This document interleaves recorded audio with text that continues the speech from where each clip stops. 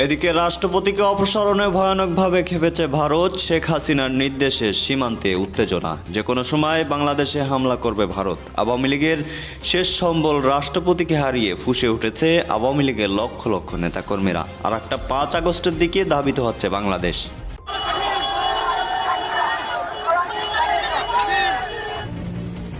ভারতের সশস্ত্র বাহিনীর কমান্ডারদের বাংলাদেশের বর্তমান পরিস্থিতি বিশ্লেষণ করার আহ্বান জানিয়েছেন দেশটির প্রতিরক্ষা মন্ত্রী রাজনাথ সিং।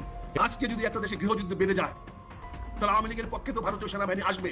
আজকে যদি ভারত যদি আওয়ামী লীগের পক্ষে আক্রমণ করে, আজকে 32 নম্বরকে রক্ষা করার জন্য যদি ভারতের আর্মি যদি বাংলাদেশে আসে শেখ হাসিনার নেতৃত্বে, তখন আপনি তাদেরকে ঠেকাবেন কি দিয়ে? হ্যাঁ দর্শক, ভারতকে ঠেকানোর মতো আর কেউ নেই, একমাত্রই ঠেকাতে পারে শেখ হাসিনা। দর্শক, আপনারা জানেন যে রাষ্ট্রপতি শিহাবুদ্দিন চুপ্পুকে অপসারণ করা হচ্ছে, তার আগেই তার ছবি সরানো হয়েছে। রীতিমতো এই সামান্য বিষয় নিয়ে ক্ষেপে উঠেছে ভারত, যে কোনো সময় বাংলাদেশে পাল্টা আক্রমণ করতে পারে শেখ হাসিনার নেতৃত্বে। দর্শক, এমনই প্রতিবেদনে রীতিমতো সারা বাংলাদেশ কাঁপতেছে, সেনাবাহিনী কাঁপতেছে, সরকারও কাঁপতেছে। দর্শক, কি হতে চলেছে এবং কি হচ্ছে এবং কি করতে যাচ্ছে শেখ হাসিনা? দর্শক, আওয়ামী লীগ ক্ষমতায় আসার শেষ চাল বা শেষ ঘুঁটি ছিল কিন্তু রাষ্ট্রপতি শিহাবুদ্দিন চুপ্পু সাহেব, কিন্তু সেটাও ডক্টর ইউনূস সাহেব যখন ছুঁড়ে ফেলে দিচ্ছে, তখন আওয়ামী লীগ আর বসে নেই। দর্শক, চলুন এ বিষয়ে বিস্তারিত জেনে আসে, আশা করি সঙ্গেই থাকবেন। আজকে যদি একটা দেশে গৃহযুদ্ধ বেঁধে যায়, তাহলে আওয়ামী লীগের পক্ষে তো ভারতীয় সেনাবাহিনী আসবে। তখন আমার এই লাঠিয়াল বাহিনীতে কি বকরেন যে সেনাবাহিনী 1 বছরের প্রশিক্ষণ নাই? একটা সৈনিককে বছরে 3 বার ফায়ারিং প্র্যাকটিস করতে হয়, 3 বার থেকে ফায়ারিং প্র্যাকটিস করতে হয়। গত 1 বছরে একবার ফায়ারিং প্র্যাকটিস করেছেন? তার মেডিকেল করাতে হয়, তার এক মেডিকেল করেছেন আপনি গত 1 বছরে? আজকে যদি ভারত যদি আওয়ামী লীগের পক্ষে আক্রমণ করে, আজকে 32 নম্বরকে রক্ষা করার জন্য যদি ভারতের আর্মি যদি বাংলাদেশে আসে শেখ হাসিনার নেতৃত্বে, তখন আপনি তাদেরকে ঠেকাবেন কি দিয়ে? সেনাবাহিনীকে আপনি আজকে কলঙ্কিত করে ফেলছেন, তাকে জামাতের সেনাবাহিনী বানাচ্ছেন, বিএনপি সেনাবাহিনী বানাচ্ছেন, এবং প্রতিটা অফিসের খবর নিয়ে দেখেন আজকে জুনিয়র সিনিয়র সবাই। এবং আজকে জেনারেল হুদ হচ্ছে এনসিবি ছেলেদের সঙ্গে কথা বলে, আজকে জেনারেল হুদ হচ্ছে ওই আর্মির অফিসারদের সঙ্গে বলে, বিএনপি লোকদের সঙ্গে কথা বলে। আমরা তো এরকম সেনাবাহিনী চাই না। সেনাবাহিনী হবে একটা কঠিন সেনাবাহিনী, যে কারো একমাত্র তার কমান্ড ছাড়া কারো কথা শুনবে না, সে কোনো রাজনীতি প্রভাবান্বিত হবে না। তার একমাত্র ধারণা হবে বাংলাদেশের সার্বভৌমত্ব রক্ষা করা। বাংলাদেশের সার্বভৌমত্ব যে আঘাত করবে তার বিরুদ্ধে সে লড়বে, যদি আমি করি সার্বভৌমত্বের বিরুদ্ধে আমাকে লড়বে। কাজে নাসিরউদ্দিন পাটোয়ারিকে আপনি সেনাবাহিনীর বিরুদ্ধে লাগাই দিয়েন না। ডিজিএফআই হাইলি মিসইউজড একটা অর্গানাইজেশন, প্রচন্ড ভাবে তাকে মিসইউজ করেছি আমরা। সেনাপ্রধানের কড়া হুঁশিয়ারি, ডক্টর ইউনূস কি সামাল দিতে পারবেন কিনা, যে এই যে সমস্যাগুলো চলছে, এই সমস্যাগুলো তিনি বা সংকটগুলো তিনি নিরসন করতে চান। এই সংকট নিরসন করতে গিয়ে যদি তাকে ক্ষমতা গ্রহণ করতে হয়, তবু সম্ভবত তিনি প্রস্তুত, মানে গ্রহণ করতে আগ্রহী। প্রিয় দর্শক, সরকারের ভেতরে এবং বাইরে যা কিছু ঘটছে, যা কিছু ইঙ্গিত আমরা পাচ্ছি, যা কিছু তথ্য আমরা বিভিন্ন মাধ্যমে পাচ্ছি, এমনকি আন্তর্জাতিক অঙ্গনে বাংলাদেশকে কেন্দ্র করে যা কিছু ঘটছে, তাতে স্পষ্ট করে এটুকু বলে দেওয়া যেতে পারে যে পরিস্থিতি খুব একটা ভালো না, পরিস্থিতি খুবই ঘোলাটে, খুবই জটিল। এবং আগামী কয়েকদিন খুবই ক্রুশিয়াল, কখন কি হয় কিছু বলা যায় না। যেমন 5 আগস্ট অভ্যুত্থানের 1 বছর পূর্তির 2-3 দিন আগে প্রধান উপদেষ্টা প্রেস সচিব মিস্টার শফিকুল আলম বলেছিলেন যে আগামী 5-6 দিন খুবই ক্রুশিয়াল, দেশ কোন দিকে যায়, সরকার কোন দিকে যায়, সেটি এর মধ্যেই স্পষ্ট হয়ে যাওয়া সম্ভব হবে। কিন্তু তার সেই 5-6 দিনের সঙ্গে সম্ভবত আরও কয়েকদিন এক্সটেন্ড করা হয়েছে বা এক্সটেনশন হয়েছে। কয়েকটা ইঙ্গিত দিই, প্রকাশ্যে যা আসছে সেখান থেকে আমরা কিছু কিছু হিসাব সমীকরণ মিলিয়ে নিতে পারি। যেমন পরিবেশ ও বন বিষয়ক উপদেষ্টা সৈয়দা রেজওয়ানা হাসান, তিনি সরকারের একজন অন্যতম প্রভাবশালী উপদেষ্টা, তিনি এনসিপি এবং নির্বাচন প্রসঙ্গে কী বলছেন? তিনি বলছেন এনসিপির কথায় কিছু যায় আসে না, ফেব্রুয়ারিতেই নির্বাচন হবে। এনসিপি সম্পর্কে, জাতীয় নাগরিক পার্টি সম্পর্কে একদিন আগেও কি এই ধরনের টোনে কোনো উপদেষ্টা কথা বলতে পারেন, কোনো ধরনের মন্তব্য এভাবে করতে পারেন আমরা কল্পনা করতে পেরেছি? পারিনি। কিন্তু এখন এনসিপিকে মোটামুটি উড়িয়ে দেওয়া হচ্ছে। যে এনসিপিকে সবসময় প্রধান উপদেষ্টা তার ডান পাশে রেখেছেন, যে কোনো পার্টির সঙ্গে আলোচনায়, যে কোনো মুহূর্তে আলোচনা করেছেন, এখন এসে এমন মন্তব্য করছেন। যেহেতু একদিন আগে এনসিপির নেতারা এনসিপির মুখ্য সমন্বয়ক নাসিরউদ্দিন পাটোয়ারি মন্তব্য করলেন যে ফেব্রুয়ারিতে নির্বাচন হবে না, খুবই কনফিডেন্টলি তিনি বললেন। এবং তার আগে মার্কিন ভারপ্রাপ্ত রাষ্ট্রদূত ট্রাসিয়ান জ্যাকবসনের সঙ্গে দেখা করে এলেন তারা, তারপর পরে এই মন্তব্য করলেন। তবে যুক্তরাষ্ট্র যে তাদের কথায় সায় দিয়েছে এমনটি ভাবার আর কোনো কারণ নেই। কক্সবাজারে তাদের যাওয়া, পিটার ডি হাসের বিষয়টি তো পরে গুজব বলে প্রমাণিত হয়েছে, তবে কিছু একটা করতে তারা গিয়েছিল বা কোনো একটা আশায় তারা গিয়েছিল, যা হোক এগুলো পুরনো বিষয়। শোনা যাচ্ছে, যেটুকু জানতে পারছি নানান মাধ্যমে, যে যুক্তরাষ্ট্র নাকি ডক্টর মোহাম্মদ ইউনূসের মাথার উপর থেকে তার আশীর্বাদের হাত সরিয়ে নিয়েছে। তারাও নাকি এখন নির্বাচন চায়। তাহলে আসলে বিষয়টি কী, সমীকরণটি কী?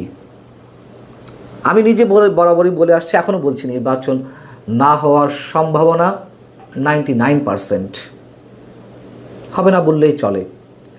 কিন্তু যুক্তরাষ্ট্র নির্বাচন চায়,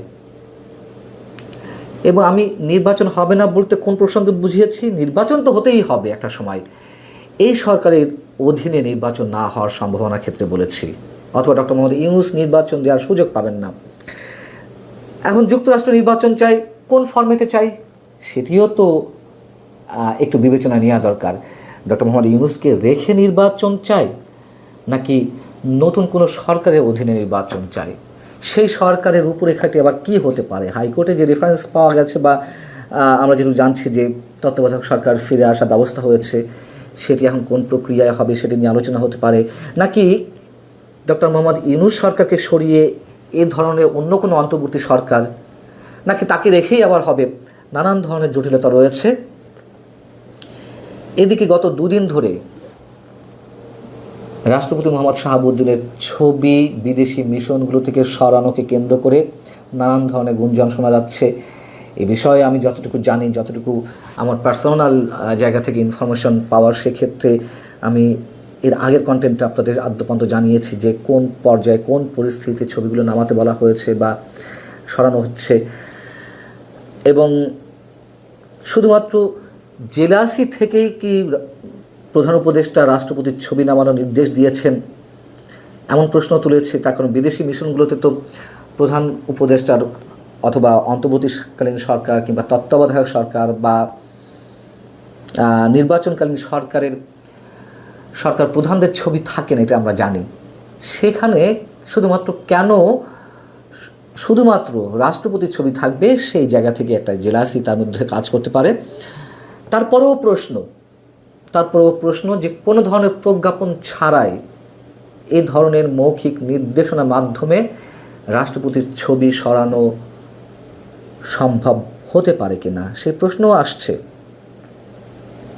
আর যেটি গুঞ্জন ছড়িয়েছে যে রাষ্ট্রপতিকে সরানো হতে পারে, এটি আমার কাছে মনে হয় যে, এর আগেও বলেছি যে রাষ্ট্রপতিকে যদি সরাতেই হয় তাহলে আগে থেকে এই ধরনের পরিস্থিতি ঘোলাটে করে লাভ কি? সরানোর পরে না হয় এমনিতেই তার ছবি নেমে যেত। যাই হোক, বিষয় হচ্ছে কি যে এই সরকারে আসলে কোনো কাজ নেই, নাই কাজ তো খই ভাজ, একটা কথা আছে না, সেই ধরনের। সারা দেশের বিভিন্ন বিশ্ববিদ্যালয়ের হলের নাম থেকে শুরু করে বিভিন্ন স্থাপনার নাম তারা চেঞ্জ করলো, এই সরকার চেঞ্জ করলো। শহীদ বুদ্ধিজীবী থেকে শুরু করে বিজ্ঞানী, কবি, সাহিত্যিক এবং মুক্তিযুদ্ধে যাদের অবদান রয়েছে সেই সব নাম ধুয়ে মুছে একেবারে শেষ করে ফেলা হলো। বিশেষ করে মুক্তিযুদ্ধে যাদের অবদান রয়েছে এবং যারা হিন্দু ধর্মের ব্যক্তি, কোনো দরকার ছিল না তো এসবগুলো করার। মুক্তিযুদ্ধের বা মুক্তিযোদ্ধার সংজ্ঞা নির্ধারণ করা, এই কাজগুলোও তারা করেছে অহেতুক, যার কোনো দরকার নেই একটা অন্তর্বর্তী সরকারের জন্য। সেই কাজগুলোতেও তারা হাত দিয়েছে, যা নির্বাচিত সরকারও করে না। এবং সৈয়দা রেজওয়ানা হাসান তিনি রবিবার আরও যে প্রসঙ্গে কথা বলেছেন সাংবাদিকদের সামনে, সেটি হচ্ছে আগামী জানুয়ারি থেকে চীনের সঙ্গে তিস্তা মহাপ্রকল্পের কাজ শুরু হচ্ছে, এমনটা ঘোষণা তিনি দিয়েছেন। এবং 10 বছরের জন্য প্রকল্প নেওয়া হবে। নদী ভাঙন, বন্যা নিয়ন্ত্রণ এবং শুষ্ক মৌসুমে পানি ধরে রাখাই প্রকল্পের বড় লক্ষ্য। এবং এই যে তিস্তা বহুমুখী প্রকল্প, এটি অবশ্যই আমাদের প্রয়োজন, অবশ্যই প্রয়োজন। কিন্তু আমরা তো আন্তর্জাতিক ষড়যন্ত্রের মধ্যে পড়ে গেছি, দুই পক্ষের টানাটানির মধ্যে। একদিকে চীন খুব আগ্রহ দেখাচ্ছে, তারা এই প্রকল্পে অর্থায়ন করতে চায়, কিন্তু এটাও তো সত্য কথা যে অর্থায়নের মাধ্যমে এই প্রকল্পে চীনের স্বার্থ রয়েছে। ভারতের চিকেন নেকের কাছে যে এই প্রকল্প গড়ে তোলা হবে, সেখানে থেকে তাদের কারিগরি টিমের মধ্যে এমন অনেকে আসবেন ওপারের বিষয়গুলো নজরদারি করার জন্য, ভারতের বিষয়গুলো, বিশেষ করে ভারতের 7 সিস্টার্সের উপরে নজরদারি করার জন্য। আবার এ কারণেই ভারত কোনো মতেই এই প্রকল্প চীনের অর্থায়ন হোক তা তারা চায় না। তারা নিজেরাও এই প্রকল্পে অর্থায়ন করতে চেয়েছিল আওয়ামী লীগের শেষ সময়ে এসে, এবং এই বিষয়টি নিয়ে অনেক দূর গড়িয়েছিল। চীনও এত বেশি আগ্রহী যে 2024 7 জানুয়ারি নির্বাচনের পরপরই বাংলাদেশে নিযুক্ত চীনা রাষ্ট্রদূত ইয়াং ওয়েন তিনি কয়েক দফায় শেখ হাসিনা থেকে শুরু করে মন্ত্রিপরিষদের অনেকের সঙ্গে তিনি বৈঠক করেছেন যে নির্বাচন তো শেষ, এই প্রকল্পের কী হলো। এবং যদি সত্যিই চীনের অর্থায়নে এই প্রকল্প করার উদ্যোগ জোরে সোরে এগিয়ে নিয়ে যাওয়া হয়, সেক্ষেত্রে ভারতও নিশ্চয়ই বসে থাকবে না, তারা তাদের প্ল্যান অনুযায়ী এগোবে। অতএব সামান্য কয়েকটি বিষয় আপনাদের সামনে উল্লেখ করলাম, এর বাইরে আরও অনেক কিছু তো রয়েছে। দর্শক দেখছিলেন খুব গুরুত্বপূর্ণ প্রতিবেদন। এতক্ষণ আমাদের সাথে থাকার জন্য, দেখার জন্য সবাইকে ধন্যবাদ জানাচ্ছি। দর্শক, এখন এই বিষয়টি আপনি কেমনভাবে দেখছেন একটু কমেন্টের মাধ্যমে জানাবেন। আসলে রাষ্ট্রপতি শাহাবুদ্দিন চুপ্পু সাহেবকে নির্বাচনের আগেই এমন অপমানজনকভাবে তার সামনেই তার ছবিকে নামিয়ে ফেলা হচ্ছে, এটা কি আসলেই তার যোগ্য? আপনি কি মনে করেন কমেন্টের মাধ্যমে জানান। তো দর্শক, ভালো থাকুন, সুস্থ থাকুন। পরবর্তীতে এ বিষয়ে নিয়ে আরও গুরুত্বপূর্ণ কিছু তথ্য আসতেছে, তাই রিকোয়েস্ট করেছি চ্যানেলটি সাবস্ক্রাইব করে পাশে রাখা বেল আইকনটি বাজিয়ে দিন। ধন্যবাদ এতক্ষণ সাথে থাকার জন্য।